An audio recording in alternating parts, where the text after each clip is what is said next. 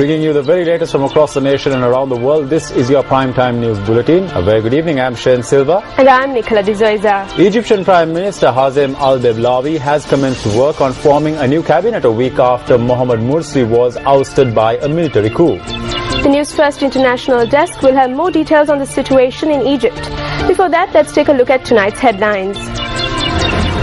Indian Mujahideen claims responsibility for the attack on Bodh Gaya. IM warns that its next target will be Mumbai.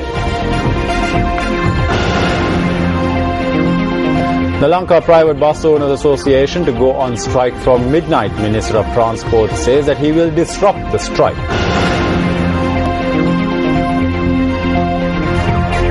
Daya Master confirms that he will contest the Northern Provincial Council polls on the SLFP ticket. High Commissioner of Malawi to Sri Lanka says that Sri Lanka needs more time to heal the wounds of war.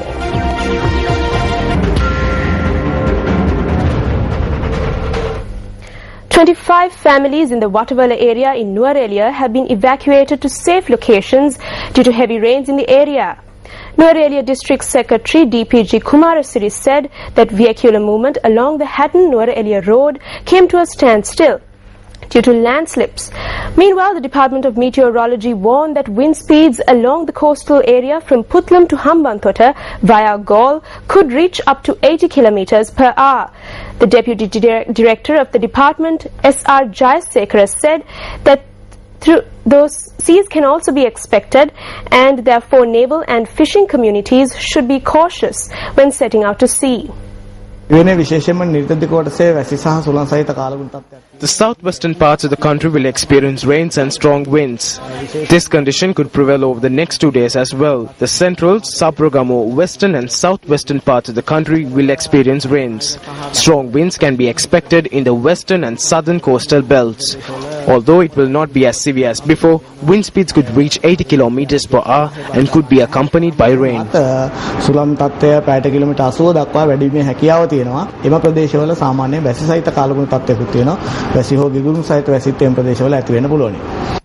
President Mahinda Rajapaksa presented funds to fisher families who were affected by the storm that battered the western and southern coastal belt of the island on the 8th of June. Funds were also presented in a bid to uplift the livelihoods of the affected families. 51 fishermen were confirmed dead in the storm, while another 8 remain missing. The President presented a sum of 100,000 rupees each to the families of fishermen who were victims of the storm. The funds were presented at Temple Trees today. The President, who pointed out that lives lost cannot be measured by money, said that the government would take all steps required to ensure a safe future for the children of the deceased fishermen. The head of state noted that it is the responsibility of the government to ensure that fishermen set out to sea in a safe manner, and added that the vessel owners should adhere to safety instructions set out by the government, such as obtaining an insurance and wearing life vests.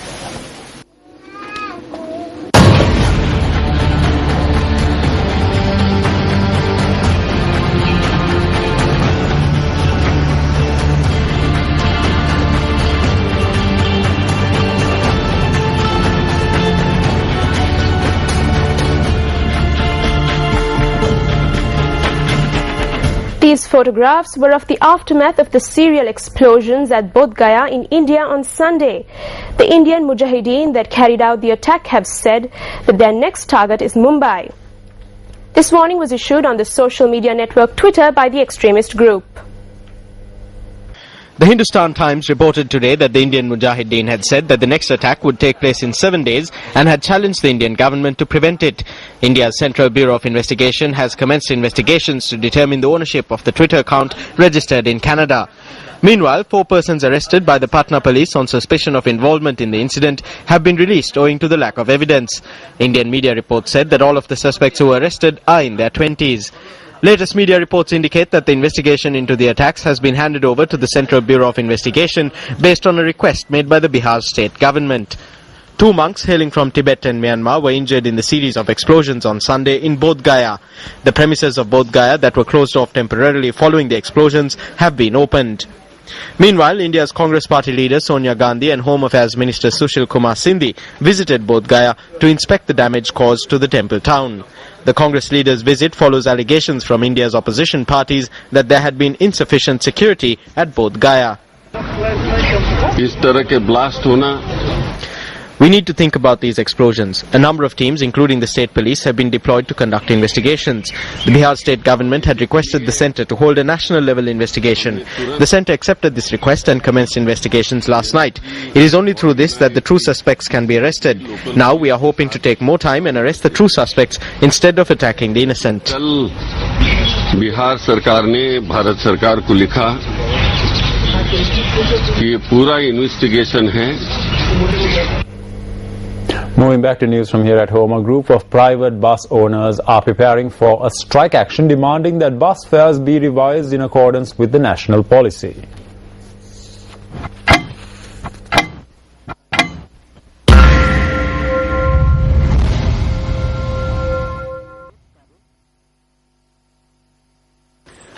There is no income. There are more buses than passengers now. There are too many buses. We cannot earn a proper wage. We do not wish to strike, but the industry is difficult, and so we ask that they amend the bus fares. The bus fares do not need to be amended. The diesel issue has affected us too. The government has said they will provide relief. We will not go on strike. As employees, we understand that it is difficult to keep running on this income. I have been employed in the industry for 21 years now. We will not go on strike. They can launch a strike if they want to, but we will not participate. I am saying with responsibility that we will never receive a bus fare increase if we do not strike. We will not be able to get the fare hike even in July next year. The fare hike is necessary to maintain this industry. We are unable to engage in any discussions now. All preparations have been made for an island-wide strike commencing at midnight.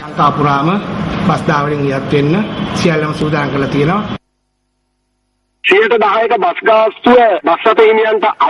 require a fare hike of 10%, but in order to oppose Gamanu Wijayaratna's faction and his acting like he can use bus owners at any time for his ad hoc measures, we will not be participating in this strike. The Interprovincial Private Bus Union too will not be supporting this strike action. Buses will operate in all the provinces as usual. I believe that only one union has said that they will engage in a strike action. I think even he does not know the reason for it. I believe several discussions were held with the president.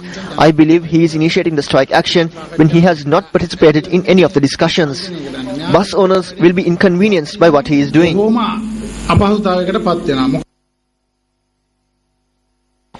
The Matara Passenger Transport Association Limited and the Chilao Private Bus Service Company Limited too will not be participating in the strike action. What steps will be taken if the Lanka Private Bus Owners Association launches a strike at midnight tonight?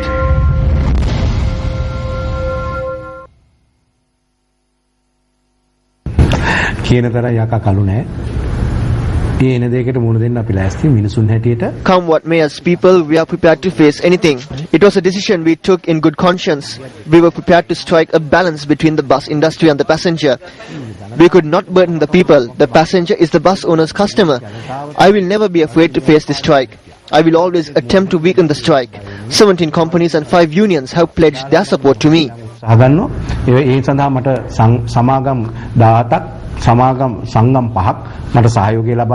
the bus owners and authorities express various views regarding the strike, close on the heels of an island-wide railway strike, it is the passenger who will be inconvenienced once again.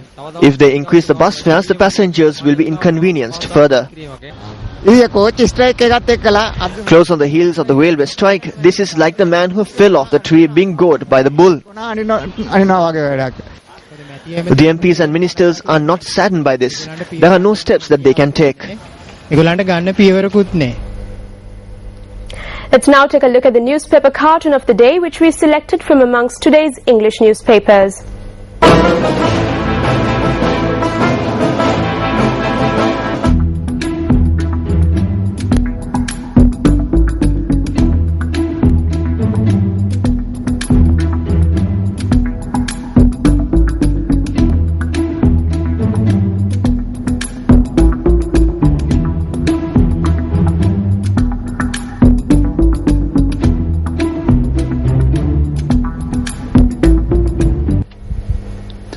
The Health Service Trade Union Alliance is calling on the Minister of Health to reinvestigate the causes of death of all patients who died of dengue this year.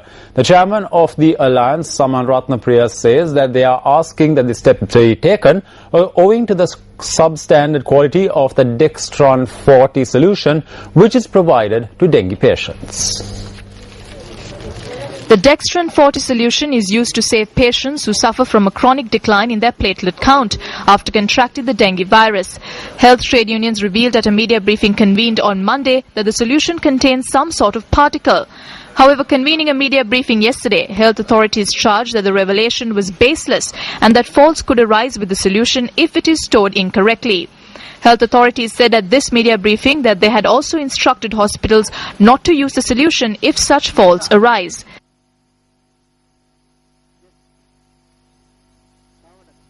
We pointed out this Dextran solution the day before yesterday. The director of the medical supplies unit said yesterday that it was not substandard.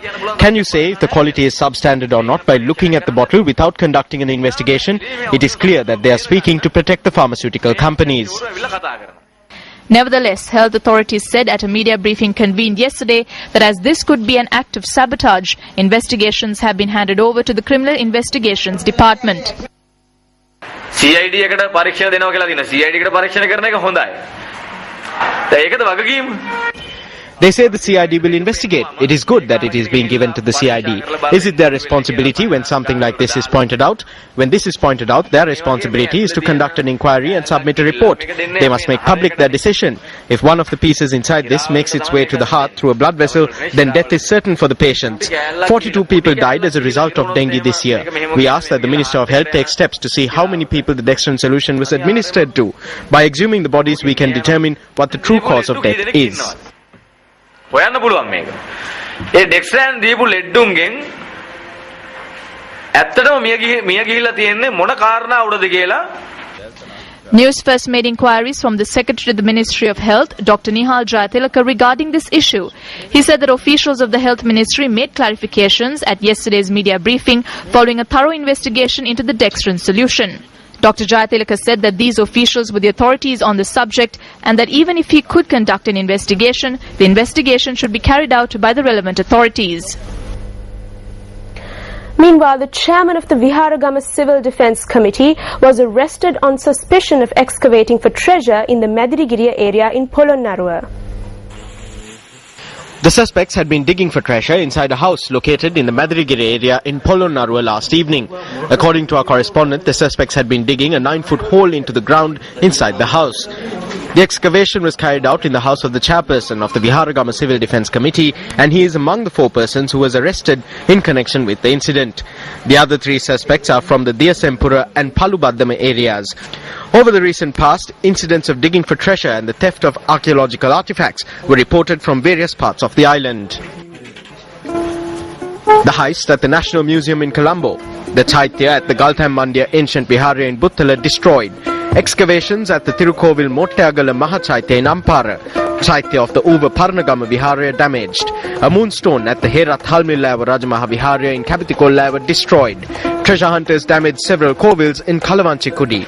These are few of many incidents that have been reported. Attempts made by News First to contact the subject minister to inquire into what measures have been taken to ensure the safety of historical artifacts proved futile. However, attending the archaeology conference recently, the subject minister expressed the following views. There are nearly 275,000 archaeological sites that need security. That is not an easy task to be undertaken completely by the Department of Archaeology. There is an issue on whether steps taken by us to ensure the safety of these sites are 100% effective. We do not possess the economic strength to protect nearly 275,000 archaeological sites. In this backdrop, it is uncertain how artifacts and archaeological sites in the country will be preserved for the future. At a time when historical artifacts are being auctioned off in foreign nations, shouldn't national heritage be protected, casting aside divisions?